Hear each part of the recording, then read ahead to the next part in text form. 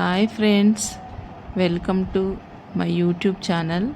ఈరోజు మేము టూర్ వెళ్ళిన బొర్రా గుహల గురించి ఈ వీడియోలో చూపించబోతున్నాను. మీరు కూడా ఒకసారి చూసేయండి.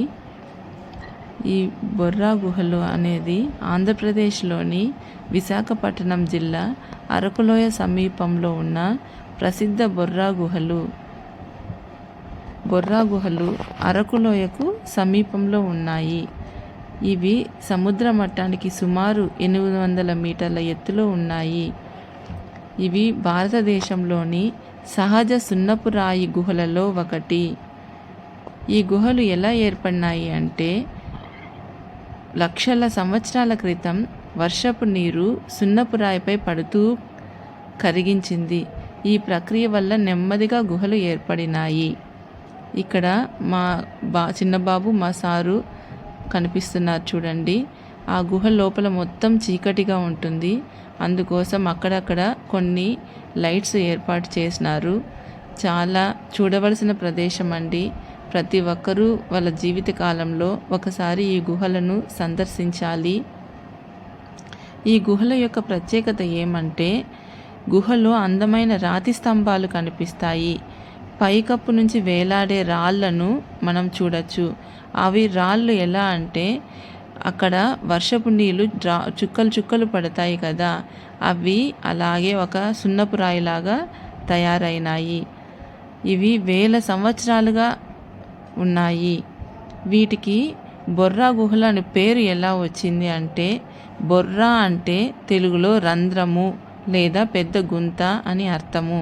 అందుకే ఈ గుహలకు బొర్రా గుహలు అని పేరు వచ్చింది.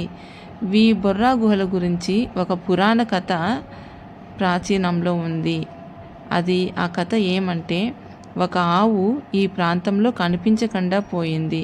వెతికితే గుహలో ఒక శివలింగం కనిపించింది. అప్పటి నుంచి ఈ ప్రదేశాన్ని పవిత్రంగా భావిస్తారు. ఇది ఒక పర్యాటక ఆకర్షణ. ఇక్కడికి వేరే కంట్రీస్ నుంచి కూడా ప్రతి సంవత్సరము వేలాది మంది పర్యాటకులు వస్తారు.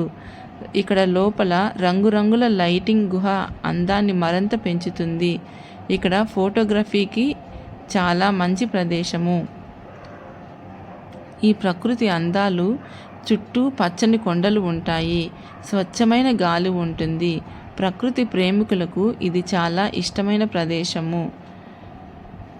ఈ పర్యావరణ పరిరక్షణ మన అందరి బాధ్యత. ఇక్కడ ప్లాస్టిక్ వాడకూడదు, గుహల గోడలపై రాయకూడదు, పరిశుభ్రతను కాపాడాలి, ప్రకృతిని రక్షించాలి. ఇక్కడ చూడండి, లైట్స్ అక్కడక్కడ ఎంత బాగా కనిపిస్తూ ఉన్నాయో. ఒక చోట అయితే అసలు లైట్స్ ఉండవు, వెలుతురు పడదు, పైన నుంచి సూర్యకిరణాలు అస్సలు పడవు, చాలా చీకటిగా ఉంటుంది. మనకు చాలా భయం అనిపించేస్తుంది. ఒక చిన్న మనిషి పట్టే అంత దారి మాత్రమే ఉంటుంది అక్కడికి లోపలికి వెళ్ళాలంటే. అక్కడ ఈ గుహలు ప్రకృతి మనకు అందించిన అపూర్వమైన కానుక. ఈ బొర్రా గుహలు అనేవి ప్రకృతి మనకు ప్రసాదించిన అపూర్వమైన కానుక. వీటి అందాన్ని ఆస్వాదించడంతో పాటు వాటిని సంరక్షించడం కూడా మన అందరి బాధ్యత. ఇక్కడ చూడండి, నేను మా సారు ఈ లైటింగ్లో ఫొటోస్ తీసుకుంటూ ఉన్నాము. చూడండి ఎంత అందంగా ఉన్నాయో ఇక్కడ. నేనైతే ఫస్ట్ టైం వెళ్ళాను. ఈ అనుభూతిని నేను నా జీవితాంతం గుర్తుపెట్టుకుంటాను. ఈ ట్రిప్ అనేది అసలు నేను ఊహించకుండా సడన్గా ముందు రోజు అనుకొని ఆ మరుసటి రోజు తెల్లవారితో రెడీ అయ్యి బయలుదేరి వెళ్ళాము. ఈ 5 రోజుల టూర్ ప్రయాణంలో మాకు తీరని కోరిక ఒకటి మిగిలిపోయింది. అది ఏమంటే, నేను మా సారు మా చిన్నబాబు మాత్రమే వెళ్ళాము. పెద్ద బాబు అప్పుడు హాస్టల్లో ఉన్నాడు. బాబుని పిలుచుకొని వెళ్ళే టైం కుదరలేదు. ఈసారి పిల్లలకి ఎగ్జామ్స్ అయిన తర్వాత సమ్మర్ హాలిడేస్లో నల్లగరము ఇంకొకసారి వెళ్ళాలని కోరుకుంటున్నా నా భగవంతుణ్ణి. ఇక్కడ చూస్తున్నారు కదా, ఆ గుహల నుంచి బయట వచ్చిన తర్వాత ఇక్కడ అంతా కొన్ని స్నాక్స్ ఐటమ్స్ ఉంటాయి. ఇక్కడ ఫేమస్ ఏమంటే బొంగు బిర్యానీ చాలా ఫేమస్ ఇక్కడ, బొంగులో బిర్యానీ అని.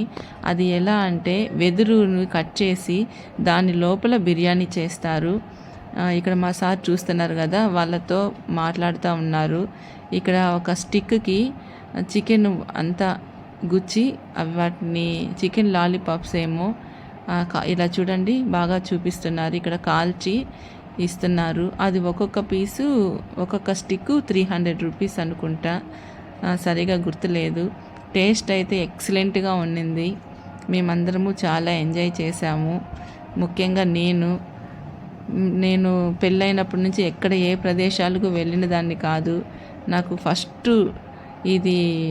ఫస్ట్ హనీమూన్ అంటే బొర్రా గుహలు, అరకులోయ అని చెప్పుకుంటాను.